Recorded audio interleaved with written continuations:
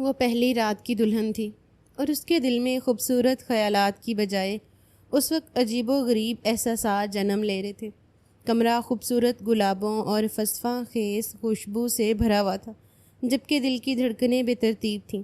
وہ ایسے ہی احساسات میں گھری ہوئی تھی جو ایک دلہن کے ہونے چاہیے، لیکن اس کے باوجود دل میں ایک خدشہ تھا، اور بالآخر ٹک ٹک کرتی گھڑیوں کو رحم آیا اور اس شخص نے اپنا قدم کمرے میں رکھا۔ اس کے بے چین سے دل کو قرار آیا تھا اور اس نے اپنی گھنی پلکوں والی بڑی بڑی سی آنکھوں کو اٹھا کر گھونگھٹ کے جالی دار پردے میں سے مقابل کو دیکھا، جو اس وقت عجیب تاثرات سے اسے دیکھ رہا تھا۔ جائز حق میں موجود بیوی سج سنور کر اس کی منتظر تھی۔ کمرے کا خوبصورت ماحول اور زندگی کی سب سے خوبصورت رات اسے بہکانے کے لیے کیا کچھ نہیں تھا، لیکن اس کے باوجود اس کی آنکھیں بہکی ہوئی نہیں تھیں، بلکہ اس سامنے بیٹھی نفیس سی لڑکی کے جسم کے ارد گرد گھوم رہی تھیں۔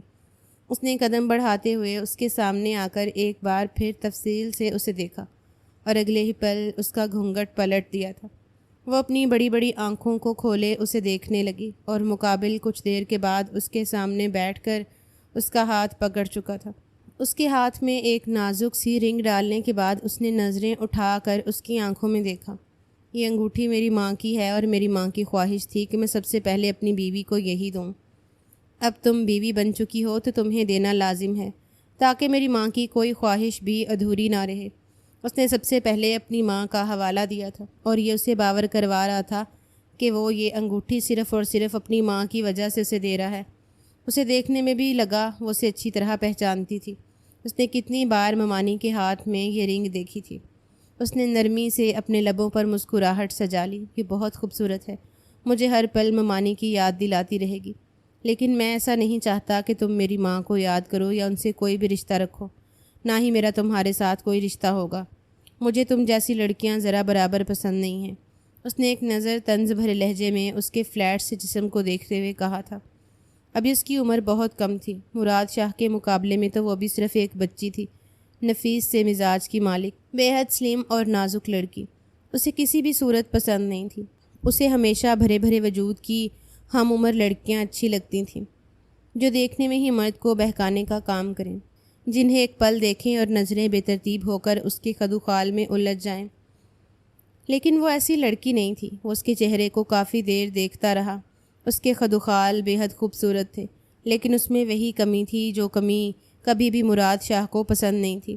آج ہماری شادی کی پہلی رات ہے، یہ آپ کیا کہہ رہے ہیں؟ اس نے ایک بار پھر بے حد آہستگی سے کہا تھا، اور مراد نے سختی سے اس کا منہ نوچ لیا۔ مجھے ڈر ہے کہ تم سہاگ رات مناتے ہوئے بھی انتقال نہ کر جاؤ، جو تمہاری حالت ہے، اور ویسے بھی تم جیسی لڑکی کے ساتھ میں نے کبھی سوچا بھی نہیں تھا کہ میں کوئی تعلق قائم کروں گا۔ اس کمرے سے چلی جاؤ، مجھے مزید ڈسٹرب مت کرو۔ وہ اٹھنے لگا تھا جب روشنا نے ہمت کرتے ہوئے اس کا بازو تھام لیا۔ آخر کیا کمی ہے مجھ میں؟ آپ میرے ساتھ ایسا کیوں کر رہے ہیں، جبکہ آپ نے یہ شادی اپنی مرضی سے کی ہے؟ اس نے سوچا نہیں تھا کہ شادی کی پہلی رات اس کے ساتھ یہ ہوگا۔ ہر لڑکی اس رات خوبصورت خواب سجا کر آتی ہے، اور آج بھی اسے اس سب کا سامنا کرنا پڑ رہا تھا۔ تم مجھ سے پوچھ رہی ہو کہ تمہارے اندر کون سی کمی ہے؟ یعنی تم خود کو نہیں دیکھتی؟ خود کو آئینے میں دیکھو، تم میں لڑکیوں والی بات ہی نہیں ہے۔ تمہیں دیکھ کر کوئی نہیں کہہ سکتا کہ تم ایک لڑکی ہو، اور نہ ہی مجھے تم جیسی فلیٹ لڑکیوں میں کوئی انٹرسٹ ہے، جو صرف اور صرف تیسری جنس سے مشابہت رکھتی ہیں۔ اس نے ہر حد پار کر دی تھی۔ روشنا کی آنکھیں بھیگنے لگیں۔ وہ جلدی سے بیڈ سے نیچے اتر کر حیرت بھری نظروں سے اس پڑھے لکھے شخص کو دیکھنے لگی، جو آج راتوں سے تیسری جنس سے مشابہت دے رہا تھا۔ یعنی کہ اپنی بیوی کو اسے اتنی بھی شرم نہیں آ رہی تھی کہ وہ اس کی عزت تھی۔ ابھی کمرے سے باہر جاؤ، میرا منہ کیا دیکھ رہی ہو؟ اس نے ہاتھ کا اشارہ کرتے ہوئے اسے دروازے سے باہر جانے کے لیے کہا، اور وہ کپڑے اٹھا کر خاموشی سے باہر نکل آئی۔ گھر مہمانوں سے بھرا ہوا تھا۔ وہ نہیں جانتی تھی کہ لوگ اس کے بارے میں کیا باتیں کریں گے، لیکن خاموشی اختیار کرتے ہوئے وہ ساتھ والے کمرے میں چلی گئی تھی اور دروازہ اچھی طرح بند کر لیا۔ یہی اگر اس کا نصیب تھا تو اسے یہی سہنا تھا۔ دروازے کے ساتھ بیٹھتے ہوئے وہ دیر تک روتی رہی۔ اسے سب کچھ یاد آ رہا تھا جو آج تک اس کے ساتھ ہی ہوتا چلا آیا تھا۔ بچپن سے ہی اس کی جسامت بہت ہلکی پھلکی سی تھی۔ ایسا نہیں تھا کہ اس میں لڑکیوں والی کوئی بات نہیں تھی، وہ مکمل طور پر ایک لڑکی تھی، لیکن اس کا وزن کم تھا اور جسامت میں نفاست زیادہ تھی۔ اور یہی بات اس کے لیے وبال جان بن چکی تھی۔ بچپن میں بھی اکثر لڑکیوں سے چھیڑتے ہوئے اس بات کا احساس دلاتے تھے، لیکن وہ خاموشی اختیار کر لیتی اور پھر جیسے جیسے وہ جوانی کی حدوں کو چھوتی چلی گئی وہ نکھرتی چلی گئی۔ اس میں کچھ نکھار آ گیا تھا، خصوصی طور پر اس کے خوبصورت چہرے میں۔ وہ شکل و صورت کے لحاظ سے بے حد خوبصورت لڑکی تھی، لیکن فلیٹ سی باڈی اسے خود بھی ناپسند تھی۔ آج کل عمومی طور پر لڑکیوں کا جسم بہت ہلکا پھلکا سا ہوتا ہے، یا پھر وہ لڑکیاں جن کے جسم بھرے بھرے سے ہوں وہ بھی ڈائٹ کر کے ہلکی پھلکی ہو جاتی ہیں۔ اور اس دوران اس شخص کی ایسی باتیں اسے بہت عجیب لگ رہی تھیں۔ اسے زیب نہیں دیتا تھا کہ وہ اپنی بیوی کو یوں تیسری جنس سے مشابہت دے کر رات کے اس پہر کمرے سے نکال دے۔ نہ جانے کتنی دیر روتے روتے وہ وہیں بیٹھی تھکتی رہی، لیکن اب اور کوئی چارہ نہیں تھا۔ خاموشی سے اٹھتے ہوئے اس نے کپڑے چینج کیے اور بیڈ پر لیٹ گئی۔ اگر یہی نصیب تھا تو اسے یہی معاملہ رکھنا تھا۔ اب وہ اپنے نصیب کو تو نہیں بدل سکتی تھی۔ کھانے پینے کے لحاظ میں وہ اچھی خاصی کھاتی پیتی تھی، لیکن اس کے باوجود کمزور باڈی اسے دوسروں کے لیے طنز بنا دیتی۔ حالانکہ کچھ لوگ تھے جو اسے قابل ستائش نظروں سے دیکھتے ہوئے حسرت بھرے لہجے میں کہتے تھے کہ کاش ہمارا جسم بھی ایسا ہوتا، لیکن اسے آج اپنے اس ہلکے پھلکے جسم سے حد سے زیادہ نفرت ہوئی تھی۔ صبح سب سے پہلے اٹھنے کے بعد اس نے نماز ادا کی اور کچھ دیر کمرے سے باہر چلی آئی۔ لاؤنج میں ہی اسے ماموں جان بیٹھے ہوئے مل گئے۔ جہانگیر صاحب نے اسے اتنی صبح اٹھتے ہوئے دیکھا تو مسکرا کر اسے اپنے پاس بلا لیا۔ کیا بات ہے میری بیٹی، کتنا جلدی اٹھ گئی؟ اور وہ خاموشی سے جہانگیر صاحب کے پاس جا کر بیٹھ گئی۔ اس کے چہرے پر افسردگی رقم تھی۔ جہانگیر صاحب نے ایک بار اس کا چہرہ دیکھا اور اگلے ہی پل اسے آہستگی سے تھامتے ہوئے اپنے قریب بٹھا لیا تھا۔ کیا بات ہے میرا بیٹا، کچھ ہوا ہے؟ تم پریشان کیوں ہو؟ حالانکہ آج تو تمہیں خوش ہونا چاہیے، تم نئی نویلی دلہن ہو۔ جہانگیر اس کا ماموں تھا۔ اس کی ماں اور جہانگیر صاحب ستیلے بہن بھائی تھے، اور اس رشتے کو مضبوط بنانے کے لیے جہانگیر صاحب نے اس کا رشتہ طلب کیا اور پھر اسے مراد شاہ کی دلہن بنا دیا۔ ماموں انہیں میں پسند نہیں ہوں، آپ کو اپنے بیٹے سے پوچھنا چاہیے تھا۔ اس نے گلہ کر ہی دیا اور جہانگیر صاحب اسے دیکھتے رہے۔ نکاح کے رشتے میں بہت طاقت ہوتی ہے، اسے اگر تم پسند نہ ہوتی وہ تم سے نکاح کیوں کرتا؟ وہ جلد باز ہے، میں اسے سمجھاؤں گا۔ اپنا دل برا مت کرو۔ اور وہ بس سر جھکائے روتی رہی۔ اسے یقین نہیں آ رہا تھا کہ وہ شخص سمجھنے سے سمجھ جائے گا۔ پریشان ہونے کی ضرورت نہیں ہے، ابھی تمہارا ماموں زندہ ہے، یہ گھر تمہارا ہے، تمہارا شوہر گھر ہے، جس طرح چاہو رہو اور اپنی خوشیوں کا آغاز کرو۔ اس طرح رونے دھونے سے کچھ بھی نہیں ہوگا۔ اسے کچھ موٹیویشن تو مل رہی تھی، لیکن اسے ابھی تک وہ سب کچھ نہیں بھولا تھا جو کچھ مراد شاہ نے کہا تھا۔ اور پھر ماموں کی باتیں سنتے ہوئے اس نے بھی خود کو قائل کرنا شروع کر دیا کہ ہو سکتا ہے کہ وہ شخص کسی اور وجہ سے غصے میں ہو اور یہ غصہ اس نے اپنی نئی نویلی دلہن پر نکال دیا ہو۔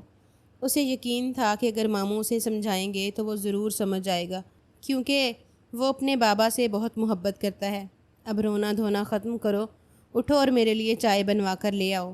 ہم دونوں باپ بیٹی آج مل کر چائے پئیں گے اور اس خوبصورت دن کا آغاز کریں گے۔ جہانگیر صاحب نے ماحول میں پھیلی ہوئی بدگمانی کو کافی حد تک کم کر دیا تھا۔ مسکرا کر اٹھتے ہوئے وہ کچن میں چلی گئی اور جہانگیر صاحب پرسوچ نظروں سے اس کی پشت کو دیکھتے رہے۔ ناشتے کے بعد انہوں نے اسے اپنے کمرے میں آنے کے لیے کہا اور وہ خاموشی سے ان کے پیچھے ہی ان کے کمرے میں چلا گیا۔ نیچے آنے کے بعد بھی اس نے کوئی خاص توجہ اس لڑکی کی جانب نہیں دی تھی اور نہ ہی وہ اسے اپنے قریب رکھنا چاہتا تھا۔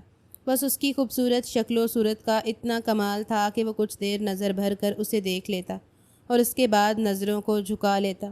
اس کے علاوہ ان دونوں کے رشتے کا کوئی آغاز نہیں تھا۔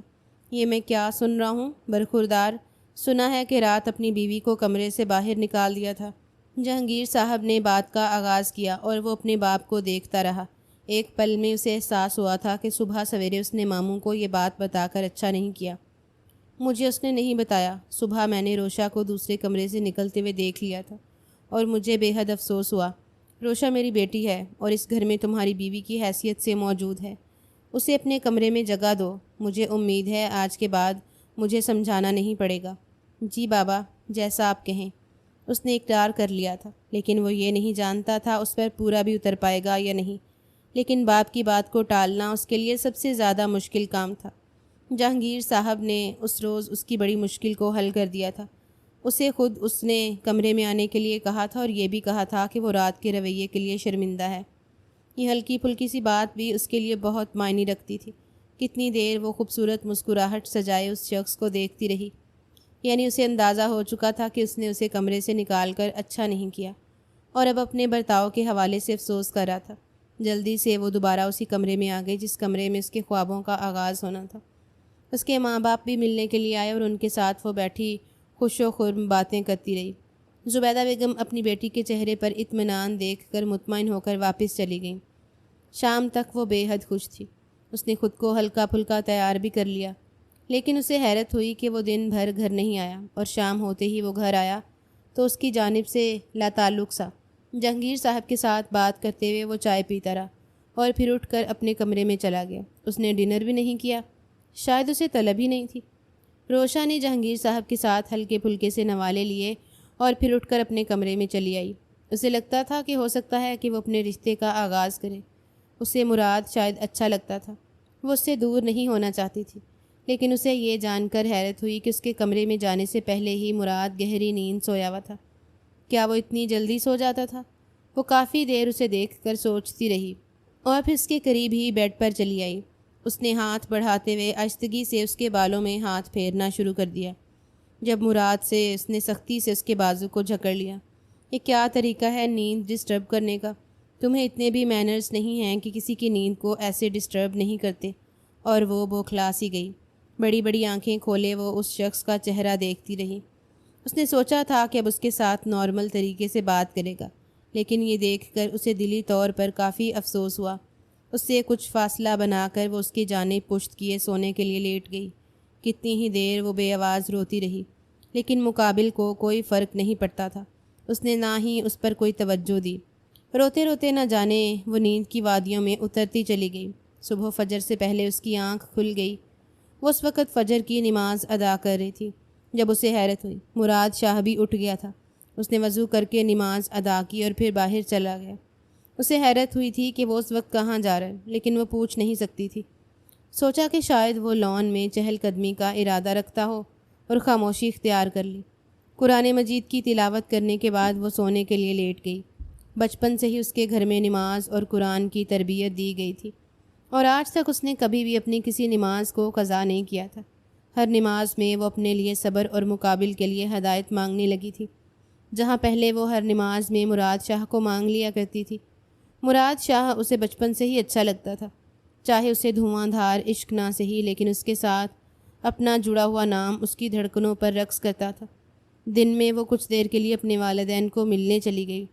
اس نے مراد کو کہا تھا کہ وہ اس کے ساتھ آئے، لیکن اس کی بات انسنی کرتے ہوئے وہ اپنے کام میں بزی رہا، سو اس نے دوبارہ کہنا ضروری نہیں سمجھا اور خود ڈرائیور کے ساتھ چلی گئی۔ جہانگیر صاحب اب اس بات سے مطمئن تھے کہ وہ دونوں ایک ہی کمرے میں رہ رہے ہیں، لیکن وہ اس سے زیادہ نہیں جانتے تھے کہ ان کے درمیان کسی قسم کا کوئی تعلق نہیں۔ گھر میں صرف وہ نہیں رہتے تھے، دوسرے پورشن میں مراد کا بڑا بھائی اور اس کی بیوی بھی رہتے تھے۔ ان کی ایک چھوٹی سی 2 سالہ بیٹی تھی۔ کبھی کبھار وہ ان کے پورشن میں جا کر اس بچے کو اٹھا کر لے آتی، لیکن مراد کی آج بھی وہی عادت تھی۔ اس سے لاتعلق ہو کر سوتا اور لاتعلق ہو کر اٹھ جاتا۔ صبح سویرے کہیں جانے والی عادت اسے عجیب لگتی تھی۔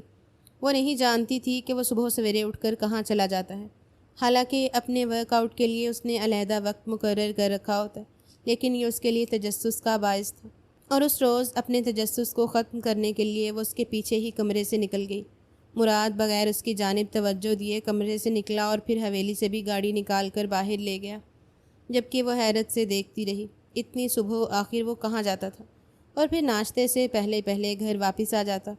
دل میں عجیب سے شکوک و شبہات سر اٹھانے لگے تھے، اور پھر وہ قدم بڑھاتے ہوئے واچ مین کے پاس چلی گئی۔ کیا آپ جانتے ہیں کہ صاحب اس وقت کہاں جاتے ہیں؟ اس نے پوچھا تھا، اور واچ مین اس کے سامنے مؤدب ہو کر کھڑا تھا۔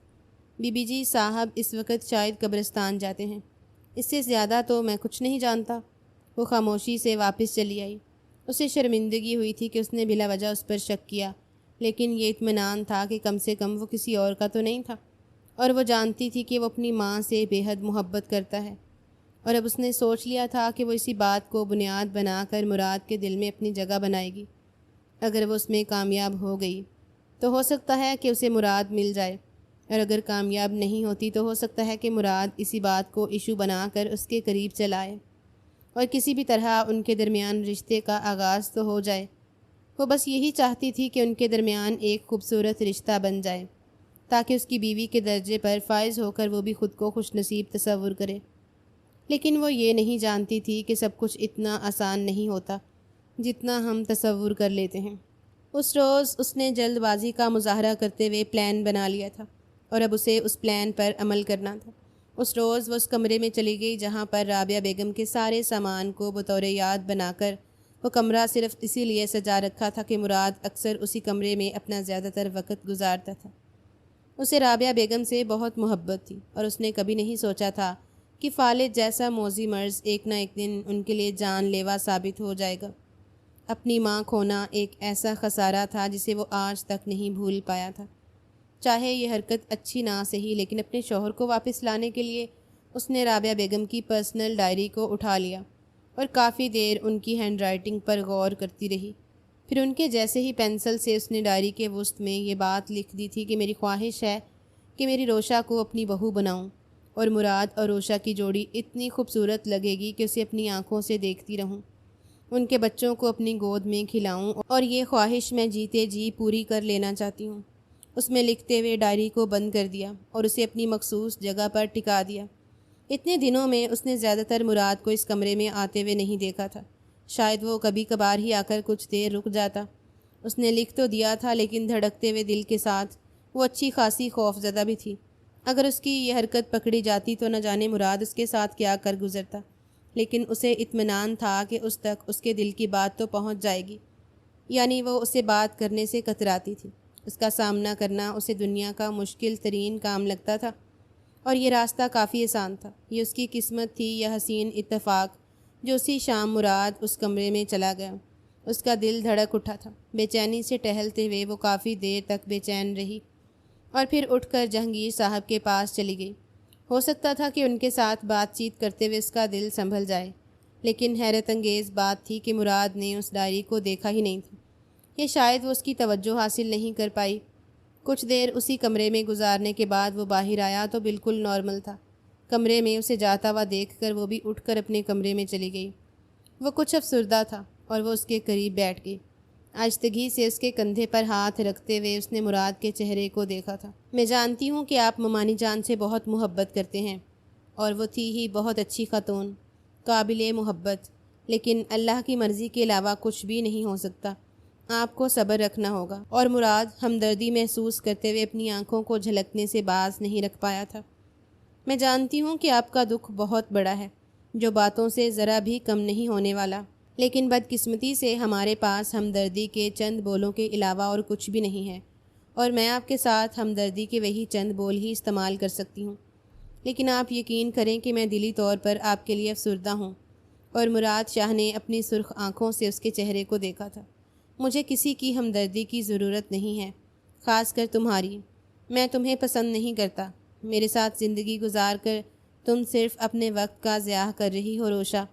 اس نے پل بھر میں ہی اسے ایک بار پھر خوابوں کے محل سے نیچے گرا دیا تھا۔ وہ تو سوچ رہی تھی کہ وہ آہستہ آہستہ خود کے قریب کرتے ہوئے اس کے دل میں اترنے کی کوشش کرے گی، لیکن اس شخص نے کھلے لفظوں میں کہہ دیا کہ اس کے لیے اس کے دل میں کوئی جگہ نہیں۔ میں آپ کی بیوی ہوں، آپ کے قریب رہ کر آپ کو سکون محسوس کروانا چاہتی ہوں۔ میں آپ کی بیوی ہوں، آپ کے قریب رہ کر آپ کو محسوس کرنے کا حق رکھتی ہوں، اور اب ہمارا نکاح بھی ہو چکا ہے۔ اگر یہ ممانی جان کی خواہش ہوتی تو تب بھی آپ ایسا ہی کرتے۔ کیا آپ اسے قسمت کا فیصلہ یا ممانی جان کی خواہش سمجھ کر تسلیم نہیں کر سکتے؟ تم اسے قسمت کا فیصلہ یا بابا کی جلد بازی کہہ سکتی ہو، لیکن امی کا ایسا کوئی فیصلہ نہیں تھا۔ میں اچھی طرح جانتا ہوں، اور میں بھی انہیں بہت اچھی طرح جانتی ہوں۔ وہ جلدی سے اٹھی اور کمرے سے باہر چلی گئی۔ مراد اسے جاتا ہوا دیکھ رہا تھا، اور کچھ ہی دیر کے بعد وہ واپس آئی تو اس کے ہاتھ میں وہ ڈائری تھی۔ وہ کافی عجیب سچویشن کا شکار ہو چکی تھی۔ اس وقت مراد کی باتوں نے اس پر گہرا اثر کیا تھا۔ اس کا پورا وجود کپ کپا رہا تھا۔ وہ شخص اسے کتنی بار تذلیل کا نشانہ بناتے ہوئے اس کے خلاف تھا۔ وہ سوچ بھی نہیں سکتی تھی کہ وہ اس قدر جاہلیت کا مظاہرہ کر کے اس کی عزت نفس کو مجروح کر دے گا۔ یہ آپ کی ماں کی ڈائری ہے، اس پر لکھا ہوا ہے کہ وہ مجھے بہو بنانے کا ارادہ رکھتی تھیں۔ پھر آپ کیسے کہہ سکتے ہیں کہ وہ مجھے بہو نہیں بنانا چاہتی تھی یا مجھ سے محبت نہیں کرتی تھیں؟ اور وہ حیرت زدہ نظروں سے اس ڈائری کو دیکھتا رہا۔ پھر اگلے ہی پل اس نے سختی سے وہ ڈائری اس کے ہاتھ سے چھین کر اسے کھول کر دیکھا تھا اور اس کا چہرہ مکمل طور پر سرخ ہو چکا تھا۔ اس نے کھینچتے ہوئے اسے اپنے قریب کیا اور پھر سختی سے اس کا منہ دبوچ لیا۔ تم اتنی گھٹیا حرکت کر سکتی ہو، میں سوچ بھی نہیں سکتا تھا۔ تم صرف اپنی صحت سجانے کے لیے، صرف اپنی حفظ کو مٹانے کے لیے میری ماں اور اس کی محبت کا استعمال کرو گی۔ تم کیا سمجھتی ہو کہ میں نے آج سے پہلے اس ڈائری کو نہیں دیکھا؟ اس کا ایک ایک لفظ مجھے ازبر ہے، اور وہ پہلی بار حقیقت کی دنیا میں لوٹ آئی تھی۔ حقیقت اتنی مختلف ہو سکتی تھی، وہ سوچ بھی نہیں سکتی تھی۔ یہ تو اس نے سوچا تھا کہ شاید اس سے پہلے مراد نے اس ڈائری کو دیکھا ہو، لیکن وہ یہ نہیں سوچ سکتی تھی کہ اس نے اتنی توجہ اور انہماک سے اسے پڑھ رکھا ہوگا۔ میں جھوٹ نہیں بول رہی۔ اس کا لہجہ ڈگمگایا اور مقابل نے اسے کھینچتے ہوئے فرش پر گرا دیا۔ تم جھوٹ بول رہی ہو، اور یہی عادت مجھے قابل نفرت لگتی ہے۔ مجھے تم پسند ہی نہیں ہو، اور یہ ایک حقیقت ہے۔ میں تمہارے ساتھ زندگی نہیں گزار سکتا، پھر چاہے تم جتنی بھی پاپڑ بیل لو۔ اس نے ایک بار پھر کہہ دیا تھا، اور وہ شدت سے اٹھتے ہوئے اس کے قریب گئی اور اسے سینے پر ہاتھ رکھتے ہوئے دھکیل کر خود سے دور کر دیا۔ اس بار وہ خود بھی چیخ پڑی تھی۔ جہانگیر صاحب گھر نہیں تھے، ورنہ ضرور ان دونوں کی طرف متوجہ ہو جاتے، جبکہ دوسری فیملی اپنے پورشن سے کم ہی ان کی جانب آ کر ان کی زندگی میں مداخلت کیا کرتے تھے۔ تو پھر آپ کا مجھ سے نکاح کرنے کا کوئی حق نہیں بنتا تھا۔ آپ کوئی حق نہیں پہلے آپ کسی کی زندگی کو برباد کر کے اس کے بعد انکار کریں۔ میں نے بابا کو منع کیا تھا، میں تم جیسی لڑکیوں کو پسند نہیں کرتا، اور اگر تم یہ چاہتی ہو کہ میں تمہارے لیے اپنے دل میں جگہ بنا لوں تو پھر تمہیں خود پر توجہ دینی ہوگی۔ اپنے آپ کو بدلو، نہ کہ یہ اوچھے ہتھ کنڈے استعمال کرو، اور میری ماں کو درمیان میں لے کر آؤ۔ وہ شرمندہ ہوئی تھی، وہ اسے آئینہ دکھا کر باہر چلا گیا۔ شرمندگی کی وجہ سے وہ کتنی ہی دیر لب کاٹتی خود کو ملامت کرتی رہی۔ اسے یہ حرکت نہیں کرنی چاہیے تھی، لیکن اس نے یہ نہیں سوچا تھا کہ سب کچھ ہو جائے گا، بلکہ وہ یہ چاہتی تھی کہ وہ اس کی جانب سے متنفر ہو کر ہی اس کے قریب چلائے، اور پھر وہ سب کچھ ہو جائے جس سے ان کے رشتے کا آغاز ہو جائے۔ لیکن وہ یہ نہیں جانتی تھی کہ بددلی سے بنے گئے رشتے کو اس طرح کی ہٹ درمی مزید بے دلی کا شکار کر دیتی ہے، اور اپنے رشتے کو وقت نہ دیتے ہوئے اس شخص کے سامنے ہٹ دھرمی دکھا کر وہ اسے خود سے متنفر کر رہی ہے۔ اس روز کے بعد مراد کا رویہ اس کے ساتھ کچھ بہتر ہو چکا تھا۔ وہ اب اپنے کاموں کے لیے اسے مخاطب کر کے کہہ دیتا، اور وہ بھی اس کے کام کاج کر دیا کرتی تھی۔ چائے ناشتہ بنانا ہوتا، پھر چائے پینی ہوتی، مراد اسے کہتا اور وہ بنا کر لے آتی، لیکن اندر ہی اندر وہ حد سے زیادہ مراد سے متنفر ہوتی جا رہی تھی۔ اسے وقت اس کے لیے اپنے دل میں نفرت پالنے لگی تھی۔ وہ چاہتی تھی کہ وہ بھی اسے اسی طرح ذلیل کرے جس طرح وہ اسے لوگوں کے سامنے ذلیل کر دیا کرتا ہے۔ حالانکہ آج تک مراد نے اس کے حوالے سے کبھی کسی کو کوئی بات نہیں کی تھی۔ اس کے سامنے ہی اس نے کتنی بار کہہ دیا تھا کہ وہ خود کو بدلے، خود پر توجہ دے، خود کو میری پسند کے مطابق ڈھالے، اور یہ باتیں بھی اسے تیر کی طرح لگتی تھیں۔ وہ یہ سمجھتی تھی کہ وہ اپنے آپ میں ایک پرفیکٹ لڑکی ہے، اور اسے بڑھ کر پرفیکٹ اور کوئی نہیں ہو سکتا۔ اور یہی بات ایک عورت کے لیے سب سے زیادہ عجیب ہوتی ہے جب وہ یہ تصور کرنا شروع کر دیتی ہے کہ وہ پرفیکٹ ہے، اور خود پر توجہ دینے کی بجائے شوہر سے متنفر ہو جاتی ہے۔ اس روز رات گھر پر تھا، وہ مراد کے سامنے زیادہ تر خاموش رہنے لگی تھی۔ اس نے سوچ لیا تھا کہ اس نے سب کچھ ہی کر کے دیکھ لیا ہے۔ اگر وہ شخص اس کا نہیں ہوتا تو اسے بھی کوئی پرواہ نہیں ہے بار بار اسے اپنی جانب متوجہ کرنے کی۔ ریحان اور اس کی بیوی جہانگیر سے ملنے کے لیے ان کی بیٹی بھی ان کے ساتھ ہی تھی۔ کافی دیر وہ ان کی گول مٹول سی بچی کو لے کر ان کے گھر کھیلتی رہی۔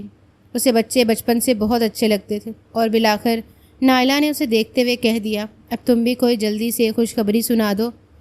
تم لوگوں کی شادی کو 3 ماہ ہونے والے ہیں، جلدی سے خوشخبری سناؤ تاکہ پھر میں بھی تمہاری بیٹی کے ساتھ تمہارے بچے کے ساتھ کھیلوں، اور میری بیٹی کے ساتھ کھیلنے کے لیے بھی کسی بھائی بہن کا اضافہ ہو۔ نائلہ کی طبیعت بہت اچھی تھی، وہ اچھے اخلاق کی مالک تھی، اور اس کی بات سنتے ہی اس کا چہرہ حد سے زیادہ زرد ہوا تھا۔ مراد نے خاموشی اختیار کر لی تھی۔ ہاں بھائی، اب تم لوگوں کو بھی چاہیے کہ مجھے دادا بنا دو۔ اس گھر میں بھی کھیلنے والی گڑیا یا ایک پیارے سے گول مٹول سے گڈے کا اضافہ ہونا چاہیے۔ اور اگلے ہی پل وہ غصے سے آتے ہوئے دعا کو نائلہ کی گود میں پھینک چکی تھی۔ وہ حیرانگی بھری نظروں سے اسے دیکھ رہی تھی، جبکہ مراد بھی اس کے چہرے کو دیکھتا رہا۔ اگر آپ کو یہ بات کرنی ہی ہے تو پھر اپنے بیٹے کو سمجھائیے ماموں جان، کیونکہ آپ کی بہو میں کوئی کمی نہیں ہے۔ اس کا لہجہ جہانگیر صاحب سے بات کرنے کے لیے موزوں نہیں تھا، اور جہانگیر صاحب کو بھی اچھی خاصی شرمندگی اٹھانی پڑی۔ ماحول میں مکمل خاموشی چھا گئی۔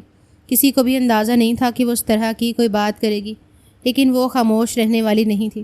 مجھے تو لگتا ہے کہ آپ نے مرد پیدا ہی نہیں کیا جو بیوی کے قریب نہیں کرنا چاہتا، جو اپنی بیوی کو سمجھاتا ہے کہ وہ خود پر توجہ دے، جبکہ وہ یہ نہیں سمجھتا کہ اسے خود پر توجہ دینی چاہیے، اس رشتے کو تسلیم کرنا چاہیے۔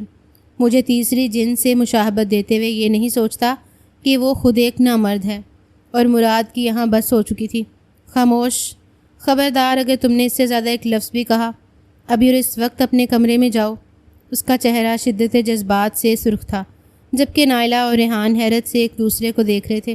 نائلہ کو حد سے زیادہ شرمندگی ہو رہی تھی۔ اس کی بات کا یہ مقصد نہیں تھا کہ ایک جھگڑا کھڑا ہو جائے، لیکن اس نے کسی کی پرواہ نہیں کی۔ روشا بیٹا، اگر کوئی مسئلہ ہے تو ہم مل بیٹھ کر سلجھا لیں گے، لیکن ابھی تمہیں اپنے کمرے میں جانا چاہیے۔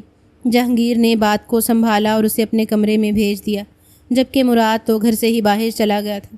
وہ سوچ بھی نہیں سکتا تھا کہ وہ لڑکی اس حد تک چلی جائے گی۔ اس کے ذہن پر غصہ سوار تھا۔ اس وقت اس کے بھائی اور بھابھی کے سامنے اس نے اس کی یہ غلطی کہ اس نے پہلی رات ہی اسے تیسری جن سے مشابہ دیتے ہوئے اس کی باڈی کا مذاق اڑایا تھا، لیکن وہ یہ نہیں جانتا تھا کہ وہ 10 لوگوں کے درمیان اسے یہ کہہ کر ذلیل و رسوا کر دے گی۔ تم سوچ بھی نہیں سکتی میں تمہارے ساتھ کیا کروں گا۔ تم یاد رکھو گے کہ تمہارا ایک مرد سے پالا پڑا ہے۔ وہ حد سے زیادہ غصے میں تھا۔ اس کے غصے کی کوئی حد نہیں تھی۔ اس کا چہرہ شدت سے سرخ ہو چکا تھا، جبکہ دوسری طرف نائلہ اور ریحان کے جانے کے بعد ہی جہانگیر نے اسے اپنے کمرے میں بلاتے ہوئے بری طرح ڈانٹ دیا تھا۔ یہ کیا حرکت کی ہے؟ جہانگیر صاحب خود اچھے خاصے غصے میں تھے، جبکہ ماموں کو دیکھ کر وہ کانپتے ہوئے لہجے سے ان کی جانب بڑھی۔ ماموں جان، میں نے سب کچھ غصے میں کہہ دیا تھا، میرا ایسا کوئی مقصد نہیں تھا۔ دراصل انہوں نے مجھے اتنا ہرٹ کیا ہے۔ وہ ان کے ہاتھوں پر سر رکھتے ہوئے رو پڑی، جبکہ اپنی بھانجی کو اس حالت میں دیکھ کر انہیں بھی افسوس ہوا تھا۔ لیکن آج جو کچھ اس نے کیا تھا وہ مراد سے اسے نہیں بچا سکتے تھے۔ مراد سے معافی مانگو، اسے احساس دلاؤ کہ اس نے تمہارے ساتھ ایسا رویہ رکھ کر تمہیں یہ سب کرنے پر مجبور کر دیا۔ اسے خود سے مزید متنفر مت کرو بیٹا، یہ ہم سب کے رشتے کے لیے بہت برا ثابت ہوگا۔ وہ اسے اب بھی سمجھا رہے تھے۔ گھر میں موجود بڑے بھی کسی نعمت سے کم نہیں ہوتے، اور حقیقت بھی یہی تھی کہ جہانگیر صاحب ان کے لیے کسی نعمت سے کم نہیں تھے، اور یہ نعمت انہیں تب تک دستیاب تھی جب تک کہ وہ ان کی بات پر عمل کرتی، اور اس وقت ان کے سامنے اپنے آپ کو ہارتا ہوا دیکھ کر بھی وہ بے بس تھی۔ وہ نہیں جانتی تھی کہ وہ کبھی ماموں کے سامنے ان کا سر جھکا دے گی، کہ ان کے سامنے ایسی بات کرے گی کہ وہ شرمندگی محسوس کریں، لیکن حالات نے اسے اتنا مجبور کر دیا تھا، اسے اتنا متنفر کر دیا تھا کہ وہ بدلہ لینے پر اتر آئی۔ اس شام وہ بے چینی سے اپنے کمرے میں ٹہلتی رہی۔ جب رات گئے وہ گھر لوٹا۔ اس وقت تک وہ صوفے پر گہری نیند سو رہی تھی۔ اس کے قریب آتے ہوئے اس نے اسے گردن سے دبوچ کر اپنے قریب کیا، اور ایک پل میں ہی اس کی آنکھ کھل گئی تھی۔ مراد شاہ کو اتنے غصے میں دیکھ کر وہ حقیقت میں کانپ اٹھی۔ مراد شاہ، میری بات سنیے، میرا ایسا کوئی ارادہ نہیں تھا، آپ کی باتوں کی وجہ سے میں نے… جبکہ مراد اس کی کسی بھی بات کو نہیں سن رہا تھا۔ تم نے جو کچھ کیا ہے وہ ایک مرد کی مردانگی کے خلاف ہے۔ یہاں بات اس کی مردانگی پر آ کر رک گئی تھی، اور مردانگی پر کوئی بھی مرد کمپرومائز نہیں کرتا، لیکن انہیں سوچنا چاہیے تھا کہ جتنی عزت ایک مرد کی ہوتی ہے اتنی ہی عزت ایک عورت کی بھی ہوا کرتی ہے، لیکن یہ بات بھی کوئی ہی سوچتا ہے۔ اس رات مراد شاہ نے اسے سمیٹتے ہوئے اتنی شدت سے اس پر حاوی ہوتے ہوئے اسے اس رشتے کا احساس دلایا تھا کہ وہ حقیقت میں بوکھلا چکی تھی۔ وہ ایسا نہیں چاہتی تھی، وہ چاہتی تھی کہ وہ صرف اسے بیوی کے طور پر اپنا لے، لیکن اس نے یہ کبھی نہیں سوچا تھا کہ وہ اس شخص کی نفرت کا شکار ہو کر اس کی پناہوں میں آئے۔ اس نے سوچا تھا کہ وہ مراد شاہ سے مل کر خود کو خوش نصیب تصور کرے گی، لیکن یہاں اس کی ساری خوش نصیبی ہی دھول کی طرح اڑ گئی۔ مراد شاہ، میری بات سنیے، میں نے ایسا نہیں چاہا۔ دیکھیے، ہم اس رشتے کا آغاز ایک دوسرے کو معاف کر کے بھی کر سکتے ہیں۔ اس نے خود کو مراد کی پناہوں میں دیتے ہوئے اس کے قریب ہو کر اس کے غصے کو زائل کرنا چاہا تھا، لیکن مراد نے اسے دونوں بازوؤں سے جھکڑتے ہوئے بیڈ پر پھینک دیا۔ اب میں تمہیں بتاؤں گا کہ اس رشتے کا آغاز کیسے کرتے ہیں، اور کیسے تمہیں اپنی بیوی کے درجے پر کھڑا کر کے میں لوگوں کے سامنے یہ ظاہر کروا دوں گا کہ میں ایک مرد ہوں، اور میرے اندر مردانگی کوٹ کوٹ کر بھری ہے۔ وہ ایک ہی بات پر اٹکا ہوا تھا۔ اس کے لبوں کو چھوتے اس کی گردن پر آیا، اور اس کی گردن پر کاٹتے ہوئے اس نے اسے سسکنے پر مجبور کر دیا تھا۔ وہ اسے خود سے دور رکھنے کی کوشش کر رہی تھی، لیکن وہ شخص ایک پل کے لیے بھی اس سے دور نہیں ہو رہا تھا، اور اس رات اس نے اپنے وحشی پن کا مظاہرہ کرتے اسے اپنے قریب کر لیا۔ بعض اوقات ہمارے بڑے ہمارے رشتے کو بناتے ہوئے صرف اپنے درمیانی تعلقات کا خیال رکھتے ہیں، وہ یہ نہیں جانتے کہ ہماری رائے کیا ہے، ہمارا دل کس بات پر دھڑکتا ہے، وہ ہماری پسند کا خیال نہیں رکھتے، اور تب جا کر ہمیں احساس ہوتا ہے کہ ہم ان کی بات مان کر کتنی شدت سے اپنا آپ مار چکے ہیں۔ اور ایسا ہی مراد کے ساتھ بھی ہوا تھا۔ یہاں غلطی جہانگیر صاحب کی تھی۔ جہاں جہانگیر نے غلطی کا مظاہرہ کرتے ہوئے اپنی بہن کے ساتھ تعلقات استوار کر کے اسے اپنی بہن کا داماد بنوانے پر مجبور کیا تھا، وہی غلطی اس کی بھی تھی کہ اس نے جہانگیر کو صرف ایک فرمانبردار بیٹا بن کر سامنے آنے کی کوشش میں ان کی بات کو مان کر اپنے ساتھ زیادتی کر لی تھی، جبکہ وہ جانتا تھا کہ وہ روشا کو وہ حق نہیں دے پائے گا جو حق اس کا بنتا ہے، اس پر وہ مکمل طور پر حق رکھتی ہے، جائز حق، لیکن وہ کبھی بھی تسلیم نہیں کر پائے گا، کیونکہ روشا جیسی لڑکیاں کبھی بھی اس کے لیے آئیڈیل نہیں ہوئیں۔ جبکہ دوسری غلطی روشا کی تھی، جسے اس نے اپنے قریب کرتے ہوئے اسے اپنی اچھائیوں سے متعارف کروانے کی بجائے اپنی ہٹ دھرمی کا مظاہرہ کرتے ہوئے اس کے ساتھ تعلقات بنانے کے لیے کسی بھی حد تک جا کر اسے ذلیل کر دیا تھا، اور نتیجہ آج سب کے سامنے تھا۔ اس رات اسے اپنے قریب کرتے ہوئے وہ شدتوں سے اس پر اپنی شدت نچھاور کرتے ہوئے اسے باور کروا چکا تھا کہ وہ اس کی بیوی ہے، وہ اس پر حق رکھتا ہے، اگر اپنے حق کو استعمال نہیں کرتا تو یہ اس کی دلی رضامندی کے خلاف تھا۔ مراد کو اس کی حالت دیکھ کر شرمندگی اور افسوس بھی ہو رہا تھا، لیکن وہ یہ ڈیزرو کرتی تھی، اور نہ جانے وہ کتنی دیر سسک کر روتی رہی۔ اسے یہ بات بھی اچھی لگی کہ وہ اس کے قریب آیا، ان کے درمیان کسی رشتے کا آغاز ہوا۔ صبح ہونے پر ایک بار وہ شخص لاغرضی کا نشانہ بناتے ہوئے سیدھا جہانگیر صاحب کے پاس گیا تھا اور ان سے کہا تھا کہ وہ اپنا سارا بزنس کراچی میں سیٹل کریں، لہٰذا اب زیادہ تر اسے وہیں رہنا پڑے گا، اور یہ فیصلہ ان کے لیے بھی بالکل نیا تھا۔ وہ خود کافی دیر حیرانگی سے اسے دیکھتے رہے کہ کیا کوئی خاص مسئلہ ہوا ہے۔ نہیں بابا، ایسا کچھ نہیں ہے، میں کافی عرصے سے یہ سب کچھ کرنا چاہ رہا تھا، اور یہ ہمارے بزنس کے لیے ایک اچھا قدم ہوگا، آپ مجھ پر بھروسہ رکھیں۔ اور انہیں خاموشی اختیار کرنا پڑی۔ وہ سیڑھیوں سے اس کی بات سن کر خاموشی سے کمرے میں واپس آ گئی تھی۔ اس کے جانے کی ساری تیاریاں اس نے اپنے ہاتھوں سے کی تھیں۔ وہ نہیں جانتی تھی کہ وہ دوبارہ کب آئے گا، اگر اس سے دوبارہ کوئی رشتہ رکھے گا بھی یا نہیں، لیکن اس کا ایک بار ہی ملنا اس کے لیے کافی تھا۔ وہ کافی حد تک اپنے دل سے ہر نفرت کو نکال کر اس کے لیے مخلص ہو چکی تھی۔ اسے لگتا تھا کہ اس نے اپنے شوہر پر جو الزام لگایا ہے وہ سارے خاندان میں اس کے لیے شرمندگی کا باعث بنا ہے۔ عمومی طور پر میاں بیوی ایک دوسرے کے ساتھ ہلکی پھلکی لڑائی کو گھر اور خاندان والوں کے سامنے بیان کرتے ہوئے ایک دوسرے پر سبقت لے جانے کی کوشش کرتے ہیں، لیکن وہ یہ نہیں سوچتے کہ ان کی چھوٹی موٹی باتیں جو بعد میں مل بیٹھ کر سلجھا لی جاتی ہیں، لیکن جب بات کسی تیسرے کے دماغ میں چلی جاتی ہے پھر وہ اپنا نیا رنگ دے کر بات کو آگے بڑھاتا ہے، اور پھر یہی بات میاں بیوی کے رشتے میں نفرت کا باعث بنتی ہے۔ اور یہی سب کچھ ان کے ساتھ بھی ہوا تھا۔ نائلہ چاہے جتنی بھی مخلص تھی، لیکن اس نے یہ بات خاندان کے چند ایک لوگوں کو جو کہ اس کے قریبی رشتہ دار تھے ان کو بتا دی تھی، اور طرح طرح کی باتیں سننے کو ملی تھیں۔ پورا 1 مہینہ ہو گیا تھا وہ مکمل خاموش تھی۔ اس نے اپنے اوپر خاموشی کا لبادہ اوڑھ لیا تھا۔ کبھی کبھار ہی اس شخص کے ساتھ میسج پر کوئی بات ہو جاتی، نہ ہی وہ کوئی مطالبہ کرتی اور نہ ہی وہ خود سے کوئی فرمائش کرتا، لیکن اب دونوں طرف سے خاموشی تھی، تب تک جب تک کہ اسے یہ خبر نہیں ملی کہ وہ ماں بننے والی ہے، اور یہ خبر اس کے لیے کسی بڑی جیت کے برابر تھی۔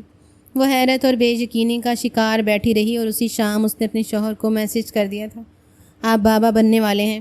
یہ تقریباً ان دونوں کے درمیان 1 ہفتے کے بعد بات ہو رہی تھی، حالانکہ وہ جہانگیر صاحب کے ساتھ ڈیلی فون پر بات کیا کرتا تھا، اور ان سے وعدہ بھی کر چکا تھا کہ وہ جلد ہی چکر لگائے گا۔ وہ جانتی تھی کہ وہ اتنا مصروف نہیں ہے جتنا کہ ظاہر کرتا ہے۔ وہ نہیں جانتی تھی کہ وہ کیوں نہیں آنا چاہتا، شاید ان دونوں کے رشتے کی پیچیدگیوں کی وجہ، لیکن وہ جانے انجانے میں اس کا انتظار کرتی رہتی تھی۔ وہ کتنی ہی دیر اس کا یہ میسج پڑھ کر ساکت سا بیٹھا رہا۔ وہ نہیں چاہتا تھا کہ وہ اس کے بچے کی ماں بنے، یا شاید وہ اس رشتے کو بڑھتا ہوا نہیں دیکھ سکتا تھا۔ میرے لیے یہ تبدیلی کوئی نہیں ہے، نہ ہی مجھے اس سے کوئی فرق پڑتا ہے، لیکن میں خوش ہوں تمہارے لیے۔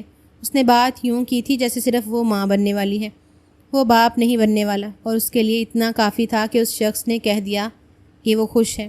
وہ یہ سمجھ رہی تھی کہ وہ آہستہ آہستہ اس رشتے کو وقت دے رہا ہے۔ وہ اسے سمجھنے کی کوشش کر رہا ہے۔ دور رہ کر ان دونوں کے درمیان ہلکی پھلکی بات چیت اس رشتے میں نرمی لانے کا سبب بن رہی ہے، لیکن وہ یہ نہیں جانتی تھی کہ وہ آہستہ آہستہ سونیا نامی اس کی سیکرٹری کی طرف وہ مائل ہو رہا ہے، جس کا بھرپور جسم، جس کے بھرے بھرے خد و خال اور خوبصورت انداز دیکھ کر وہ نہ چاہتے ہوئے بھی ان دونوں کے درمیان موازنہ کر دیتا، اور ہر بار ہی سونیا کا حسن بھاری پڑ جاتا۔ سونیا اور اس کی ملاقات کراچی میں ہی ہوئی تھی۔ سونیا جاب کے سلسلے میں اس کے قریب آئی اور پھر آتی چلی گئی۔ وہ بھی ایسا شخص تھا جو کسی اپنے کی تلاش میں اپنے قریب ترین لگا، اور سونیا بھی اس شخص کی دولت پر مکمل ہاتھ صاف کرتے ہوئے عیاشی کرنا چاہتی تھی، سو اس نے بھی اسے اپنے قریب آنے دیا۔ آہستہ آہستہ وہ مکمل طور پر اس کی طرف راغب ہو کر اپنی بیوی کو بھول رہا تھا۔ وہ اگر ہفتے میں 1-2 دن کے لیے آتا بھی تو اس کی جانب سے مکمل لا تعلق رہتا، ہلکی پھلکی بات چیت کر لیتا، لیکن ان دونوں کے درمیان دوبارہ کوئی رشتہ نہیں بن پایا۔ ہاں، کبھی کبھار اگر اسے سکون کی تلاش ہوتی تو وہ اسے اپنے قریب کر لیتا، لیکن زیادہ تر نہیں۔ وہ ماں بننے والی تھی اور حمل کے 4تھے مہینے سے گزر رہی تھی۔ اس سارے مرحلے میں اسے جتنے بھی پیچیدگیاں اور مشکلات کا سامنا کرنا پڑ رہا تھا، لیکن وہ اسی انتظار میں تھی کہ وہ شخص اسے اپنا لے گا، اس سے نہ صحیح لیکن اس کے بچے کی جانب ضرور اٹریکٹ ہوگا۔ لیکن شاید وہ شخص تب تک سنبھلنے والا نہیں تھا جب تک کہ کوئی ٹھوکر نہ کھا لیتا، اور یہ ٹھوکر اس کے مقدر میں لکھ دی گئی تھی۔ اس روز وہ دونوں کھانا کھا رہے تھے جب سونیا نے اپنی دل فریب سی ہنسی سے اسے لبھاتے ہوئے مسکرا کر دیکھا۔ یقیناً آپ کی بیوی بہت قسمت والی ہے جسے آپ ملے ہیں۔ اس نے سونیا کو بتا دیا کہ وہ شادی شدہ ہے، وہ کسی بھی رشتے کا آغاز جھوٹ سے نہیں کرنا چاہتا۔ ہاں، ہو سکتا ہے، لیکن میں اس کے معاملے میں خوش قسمت ثابت نہیں ہوا، یا پھر مجھے پانے کے بعد وہ خود کو خوش قسمت تصور نہیں کرتی۔ اس نے بھی کھلے لفظوں میں اقرار کر لیا تھا۔ ایسا نہیں ہو سکتا کہ وہ بہت ناشکری ہو جو آپ کو پا لینے کے بعد بھی خود کو خوش قسمت تصور نہیں کرتی۔ وہ کتنی ہی دیر اس کا دل فریب مسکراتا ہوا چہرہ دیکھتا رہا، جس کے گالوں پر پڑتے ہوئے گھڑے اسے اپنا دل چیرتا ہوا محسوس ہو رہے تھے۔ یہ خوش قسمتی تمہیں بھی مل سکتی ہے سونیا حسن۔ سونیا حسن سے سونیا شاہ بن کر، اور سونیا کا لقمہ حلق میں ہی پھنس گیا۔ وہ سوچ بھی نہیں سکتی تھی کہ قسمت اس کے دروازے پر آ کر اسے اپنا آپ پیش کرے گی، تو پھر کیسے ہو جاتا کہ وہ انکار کر دیتی، اور میں اسے اپنی خوش قسمتی نہیں اپنے لیے معجزہ تصور کروں گی کہ اگر میں سونیا حسن سے سونیا شاہ بن جاؤں۔ اور مراد شاہ دل فریبی سے مسکرایا تھا۔ محبت اس کے لیے اس کی پناہوں میں آنے کے لیے بے تاب تھی، اور یہ بے تابی اسے بھی اندر ہی اندر کھائے جا رہی تھی۔ وہ اس وقت تک اس نکاح کو مخفی رکھنا چاہتا تھا جب تک کہ اسے یقین نہ ہو جاتا کہ اس کا باپ اس رشتے کو تسلیم کر لے گا، لیکن یہ اس کی بدقسمتی تھی۔ یہ خوش قسمت تھی جب اسے سونیا کی سوچ کے بارے میں پتہ چلا، اور وہ ساکت کھڑا رہ گیا۔ وہ شام بھی ان کی ملاقات تھی۔ سونیا دل فریبی سے اس کے فلیٹ پر آئی اور بے دھڑ ہمیشہ کی طرح اندر چلی آئی۔ اس میں بے باک سے کپڑے پہن رکھے تھے، جبکہ وہ یہ چاہتا تھا کہ وہ اپنے جسم کی ساری بے باکیاں صرف اس کے سامنے ظاہر کرے۔ چلے نکاح کے لیے کچھ شاپنگ کر کے لاتے ہیں، وہ ہمیشہ کی طرح اس کے کاندھے پر سر رکھ کر لاڈ سے کہہ رہی تھی، جبکہ وہ کافی دیر اس کی جانب دیکھتا رہا۔ ڈیسنٹ سی ڈریسنگ کیا کرو سونیا، مجھے اچھا نہیں لگتا تمہارے جسم پر کسی اور کی نظر پڑے۔ وہ ہمیشہ کی طرح اس سے فاصلہ بنائے ہوئے تھا۔ وہ نہیں چاہتا تھا کہ نکاح کے پہلے ان دونوں کے درمیان کچھ بھی ہو، جبکہ سونیا نے اسے شرٹ کے گریبان سے پکڑتے ہوئے اپنے نزدیک کر لیا۔ وہ اس کے حواسوں پر چھانے کی کوشش کر رہے تھے، جبکہ مقابل منہ موڑے اپنے جذبات کو کنٹرول میں رکھنے کی کوشش میں تھا۔ وہ آہستگی سے جھکی اور اس کے لبوں کو چھونا چاہا، جب وہ بے اختیار ہی اس سے دور ہو گئے۔ پلیز، نکاح تک میں سب کے لیے ریڈی نہیں ہوں، میں نے تمہیں کتنی بار کہا ہے۔ اس کا لہجہ سنجیدہ تھا۔ اتنی دقیانوسی سوچ کیوں رکھتے ہو؟ ہم نکاح کرنے والے ہیں، اور نکاح کے بعد بھی یہی سب کچھ تو ہونا ہے۔ وہ بے باک سے ماحول میں رہ کر کافی بے باک ہو چکی تھی۔ اگر نکاح کے بعد یہ سب کچھ ہونا ہے تو پھر تم اتنی جلد بازی کیوں کر رہی ہو؟ نکاح تک تمہیں صبر رکھنا چاہیے۔ اور رہی بات ڈریسنگ کی، تو اس کے بارے میں تمہیں کافی بار کہہ چکا ہوں، کل کو یہ سب کچھ ہمارے بچوں پر اثر کرے گا۔ اور سونیا اسے حیرت سے دیکھتی رہی۔ کیا کہا تم نے؟ ہمارے بچے؟ لیکن میں کوئی بھی بچے پیدا کرنے کے ارادے نہیں رکھتی۔ میں نہیں چاہتی کہ دیسی شادی شدہ عورتوں کی طرح شادی کرتے ہی بچوں کی لائن لگا دوں۔ بچوں کے لیے تو تمہیں ایک بار پھر اسی کے دروازے پر جانا پڑے گا جسے تم ناپسند کر کے میرے دروازے پر آئے ہو۔ اور مراد شاہ کو حیرت ہوئی تھی۔ کیا مطلب ہے تمہارا؟ اس بات کا تم طنز کر رہی ہو؟ نہیں جانا، میں طنز کیوں کروں گی؟ لیکن میں حقیقت بیان کر رہی ہوں۔ تم خود ہی تو کہتے ہو کہ کسی بھی رشتے کا آغاز جھوٹ سے نہیں ہونا چاہیے، اور یہی حقیقت ہے کہ میں بچے پیدا کر کے اپنا فگر خراب نہیں کر سکتی۔ اسی فگر نے تو تمہیں حد سے زیادہ اٹریکٹیو کیا ہے، اور یہی فگر میرے لیے سب کچھ ہے۔ تو اگر تمہیں بچے چاہیے تو پھر تمہیں اسی کے پاس جانا ہوگا، کیونکہ اس معاملے میں شاید وہ مجھ سے تیز ہے۔ وہ ہنستے ہوئے مراد شاہ کو آئینہ دکھا گئی تھی، اور مراد کو ایک پل میں ہی شدید غصہ آ گیا۔ یہ کیا کہہ رہی ہو؟ جانتی ہو تم مجھے، وہ مجھے اچھی نہیں لگتی۔ ایسی باتیں عورت شادی کے بعد گھر سنبھالتی ہے، بچے پیدا کرتی ہے اور اپنے شوہر تک ہی محدود رہتی ہے۔ اس نے سمجھا تھا کہ سامنے موجود لڑکی روشا ہے، جس پر روب ڈالتے ہوئے وہ اپنی بات منوانے کی کوشش کر رہا ہے، جبکہ وہ روشا نہیں تھی بلکہ سونیا حسن تھی، جو کہ اس کا اپنا انتخاب تھی۔ میں ایسا کچھ نہیں کروں گی مراد شاہ، اور مجھ پر حکم چلانے کی کوشش بھی مت کرنا۔ ہم دونوں نے محبت کی ہے اور محبت سے شادی کرنا چاہتے ہیں، ایک دوسرے کے ساتھ انجوائے کریں گے، گھومیں گے پھریں گے۔ بچوں کے جھنجھٹ کون پالتا ہے؟ اور اس روز اسے اندازہ ہوا تھا کہ وہ سونیا کا انتخاب کرتے ہوئے کتنی بڑی غلطی کر رہا تھا۔ اپنی زندگی کو وہ خود مشکلات کا شکار کر رہا تھا۔ اس شام اس نے سونیا کو واپس بھیج دیا۔ اس نے کہہ دیا تھا کہ وہ سوچے گا اس بارے میں، کیونکہ وہ نکاح اس کے لیے کر رہا تھا، کیونکہ اسے بھی بیوی گھریلو ٹائپ لڑکی چاہیے، جو صرف اس کے سامنے بن ٹھن کر رہے، جو اپنے سارے ماڈرنزم کا دکھاوا صرف اپنے شوہر تک محدود رکھے۔ جبکہ سونیا ایسی نہیں تھی۔ اس نے بے دھڑک اسے کہہ دیا کہ وہ ہرگز بھی یہ سب کچھ نہیں کرے گی، اور اگلے چند دنوں تک وہ سونیا سے دستبردار رہا۔ اس روز سونیا نے سارے آفس کے سامنے ہی اسے ذلیل کر دیا۔ میں تمہاری رنگ رلیوں کو تمہارے باپ اور تمہاری بیوی تک پہنچا دوں گی۔ تم جانتے نہیں ہو میں تمہارا گھر خراب کر سکتی ہوں۔ اور نہ جانے کیوں جب سے اسے یہ پتہ چلا تھا کہ اس کی بیوی ماں بننے والی ہے، اسے اندازہ ہوا تھا کہ وہ اب اس کے پاس ہی رہے تو بہتر ہے، چاہے وہ دوسری شادی بھی کر لے، لیکن وہ اسے کھونا نہیں چاہتا تھا۔ تم ایسا کچھ بھی نہیں کرو گی۔ ہم دونوں نے ایک ساتھ وقت گزارا ہے، ایک دوسرے کو پسند کیا ہے، اور اب اپنی راہوں کو اپنی مرضی سے جدا کر رہے ہیں، لیکن مجھے وہ سب کچھ نہیں ملا مراد شاہ جس کی میں تمنا رکھتی ہوں۔ وہ چیخ پڑی تھی۔ کیا مطلب ہے تمہارا؟ کیا سب کچھ چاہیے تمہیں؟ وہ شاید انجان بننے کی کوشش کر رہا تھا۔ پیسہ، مجھے 20 لاکھ روپے دے دو اور میں تمہاری زندگی سے نکل جاؤں گی۔ یہ سونیا حسن تھی، جو بھرے آفس کے سامنے اس سے 20 لاکھ کا مطالبہ کرتے ہوئے کہہ رہی تھی کہ وہ اس کی زندگی سے نکل جائے گی، اپنا نام و نشان لے کر۔ اور اس روز اسے اندازہ ہوا کہ اس کا باپ اس کی زندگی کے فیصلے کے انتخاب میں کتنا ٹھیک تھا۔ اس نے 20 لاکھ اسے دے دیا، اور وہ ہمیشہ کے لیے اس کی زندگی سے چلی گئی۔ اس روز اسے اندازہ ہوا تھا کہ کچھ رشتوں کو کھو دینا ہی ہمارے لیے سب سے بڑا معجزہ ہوتا ہے، اور سونیا حسن کو وقت پر کچھ رقم دے کر کھو دینا اس کے لیے کم اذیت کا باعث تھا۔ لیکن اسے دکھ اس بات کا تھا کہ اس نے ایک ایسی لڑکی کا انتخاب کیا جو صرف بھرپور خدوخال رکھتی تھی، جبکہ جسم کے معاملے میں ہر وقت اپنی بناوٹ کو خوبصورت بنانے والی لڑکیاں دل سے کتنی کم ظرف ہوتیں، اس کا اندازہ اسے اب ہوا تھا۔ اس رات اس نے پہلی بار خود اس کے نمبر پر کال کی تھی، اور کچھ ہی دیر کے بعد اس نے کال ریسیو بھی کر لی تھی۔ ان دونوں کو ایک دوسرے کو ملے ہوئے تقریباً 5 ماہ ہو چکے ہو۔ کیسی ہو تم، اور بابا کیسے ہیں؟ اس نے گمبھیر سے لہجے میں پوچھا تھا، اور کتنی ہی دیر وہ کچھ بول ہی نہیں پائی۔ ٹھیک ہوں۔ مجھے ایسا کیوں لگ رہا ہے کہ خدا نے کوئی معجزہ کیا جو آپ نے خود مجھ سے رابطہ کیا؟ ایسا ہی ہوگا، شاید کوئی معجزہ ہو جو میں دوبارہ تمہاری طرف پلٹ رہا ہوں۔ میں خود کو بدلنے کی کوشش کر رہا ہوں، خود کو بدلنا چاہتا ہوں، اس نے کہہ دیا تھا۔ روشا کتنی ہی دیر خاموشی سے سنتی رہی۔ آپ جانتے ہیں کہ میں نے حمل کے دوران ہر نماز میں اپنے بچے کی حفاظت کے ساتھ ساتھ کیا مانگا ہے؟ آپ کے لیے ہدایت، آپ کی واپسی۔ صبح میری ڈیلیوری ہے، اور میں صبح یہی دعا کر رہی تھی کہ آپ سے ایک بار رابطہ ہو جائے۔ بچہ پیدا کرتے ہوئے اور زندگی موت کے درمیان لٹکی ہوئی ہوں، اور میں چاہتی ہوں کہ موت کے قریب جانے سے پہلے میں ایک بار اپنی زندگی سے مل لوں۔ وہ کتنی دلکشی سے اقرار کر رہی تھی۔ مراد شاہ کا دل چاہ رہا تھا کہ وہ بولتی رہے اور وہ سنتا رہے۔ پہلی بار اسے احساس ہوا تھا کہ خدا نے بیوی کو قابل سکون کیوں بنایا ہے۔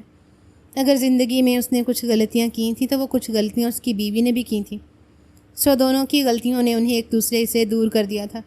لیکن یہاں وہ جلد بازی کا مظاہرہ کرتے ہوئے اپنے لیے ایک نئے ہم سفر کا انتخاب کر رہا تھا، جبکہ اس کی بیوی ابھی بھی اس کے انتظار میں بیٹھی ہوئی تھی۔ شاید ہمارا بچہ بہت خوش قسمت ہے جو پیدا ہونے سے پہلے اپنے ماں باپ کو قریب لانا چاہتا ہے، یا پھر خدا اسے بطور تحفہ ماں باپ کی محبت کو ایک ساتھ نصیب کرنا چاہتے ہیں۔ اور وہ نم آنکھوں سے مسکرا دی تھی۔ اس نے جھک کر اپنے پیٹ کو دیکھا تھا۔ صبح اس کی ڈیلیوری کی ڈیٹ تھی۔ اس کا بچہ اس دنیا میں آنے والا تھا اور مراد شاہ نے وعدہ کیا تھا کہ وہ صبح ضرور آئے گا۔ اس نے جہانگیر کو بھی بتایا تھا اور جہانگیر صاحب تو حد سے زیادہ خوش تھے۔ صبح آنے میں دیر ہو گئی۔ وہ کافی دیر اس کا انتظار کرتی رہی، لیکن پھر اسے ہاسپٹل جانا پڑا۔ اس نے ساری تیاریاں مکمل کر لی تھیں۔ ماموں ہم شام تک کا انتظار کر لیتے، لیکن جہانگیر صاحب نے نرمی سے اس کے سر پر ہاتھ رکھا۔ میری بات ہو گئی ہے، وہ راستے میں ہی ہے۔ ہمارے ہاسپٹل جانے تک وہ آ جائے گا۔ میرے خیال میں ہمیں ہاسپٹل جانا چاہیے۔ اس کی طبیعت صبح سے ہی کچھ خراب تھی اور بالآخر جہانگیر صاحب کی بات مانتے ہوئے وہ ہاسپٹل چلی گئی۔ لیبر پین حد سے زیادہ بڑھ گئے، لیکن اس دوران بھی وہ اس کی منتظر رہی۔ وہ چاہتی تھی کہ اپنے بچے کو سب سے پہلے وہ اٹھائے، اس کا نام رکھے، وہ اس کی معصوم سی شکل کو دیکھے، اور اس نے شدت سے دعا کی تھی کہ بچہ دنیا میں اپنے باپ کی محبت کو اسی طرح پائے جس طرح اس کا حق بنتا ہے۔ وہ اس وقت اندر ہی تھے جب وہ ہاسپٹل میں داخل ہوا۔ اپنے بچے کے لیے ڈھیر ساری شاپنگ کر کے آیا تھا۔ وہ بےتابی سے اس دروازے کو دیکھتے ہوئے ٹہل رہا تھا۔ آج اس کی زندگی عجیب سے دوراہے پر کھڑی تھی۔ وہ چاہتا تھا کہ اس کی بیوی اس کے پاس ہو، اس کا بچہ اس کے ساتھ ہو، دونوں کی صحت و سلامتی کی دعائیں مانگتے ہوئے وہ ان کے بغیر جینے کا تصور کر رہا تھا۔ شاید زندگی ادھوری تھی، اتنی ادھوری کہ اس میں خوشی کی کوئی امنگ ہی نہیں تھی۔ مبارک ہو، بیٹی ہوئی ہے، ڈاکٹر نے باہر آ کر اسے جیسے زندگی کی اطلاع دے دی تھی۔ مسکراتے ہوئے اس نے جہانگیر صاحب کو دیکھا۔ اسے پتہ ہی نہیں چلا کب اس کی آنکھوں کی نمی اس کے رخساروں پر بہہ نکلی۔ اس نے ننھے سے وجود کو ہاتھوں میں لے کر اس نے بے اختیار ہی اس کے ماتھے پر لب رکھے تھے۔ آج وہ ایک بیٹی کا باپ بن گیا تھا۔ اسے ایسا محسوس ہوا تھا کہ کسی کی بیٹی کو صرف اپنے وقتی لذت کا نشانہ بنا کر رون دینا کتنی غلط بات ہوتی ہے۔ اسے اندازہ ہوا تھا کہ اگر اس کی جان سے پیاری گڑیا کو کل کوئی یہ کہہ کر ٹھکرا دے کہ وہ اس کے قابل نہیں ہے تو شاید اس کا جگر چھلنی چھلنی ہو جائے۔ اس نے خود سے عہد کر لیا تھا کہ وہ آج کے بعد اس کی ماں کے ساتھ ایسا سلوک نہیں کرے گا۔ اس کی ماں کی دعا اس کی بیٹی کو بھی اس جیسا شوہر ملے۔ مراد شاہ آج کے بعد اسے ایک اچھا باپ اور ایک اچھا شوہر بن کر دکھائے گا۔ سارے رشتوں کو پس پشت ڈالتے ہوئے وہ اس رشتے کو خود پر مقدم رکھے گا، اور کچھ ہی دیر کے بعد اسے کمرے میں منتقل کر دیا گیا تھا۔ مراد شاہ کے ہاتھوں میں بیٹی دیکھ کر وہ کتنی ہی دیر اس کی آنکھوں میں دیکھتی رہی، جس کی بھیگی بھیگی پلکیں تشکر کا احساس دلا رہی تھیں۔ مسکراہٹ نے روشا کے چہرے کو اپنی لپیٹ میں لے لیا۔ آج اس کا شوہر اس کے پاس تھا، اس کا بچہ کتنا خوش نصیب ثابت ہوا تھا۔ بس یہی منظر تو اس نے چاہا تھا۔ عورت اس مرد کے دل سے اتر جاتی ہے جو عورت ہر وقت اسے اپنی غلطیوں کا احساس دلانا شروع کر دے، کیونکہ ذاتی رائے کے مطابق اگر دن کا بھولا شام کو گھر واپس آ جائے تو اسے بھولا نہیں کہتے۔ چھوٹی چھوٹی غلطیوں کو نظر انداز کر کے زندگی میں آگے بڑھنا سیکھیں، نہ کہ چھوٹی چھوٹی غلطیوں کو بنیاد بنا کر رشتے کو توڑ دیں۔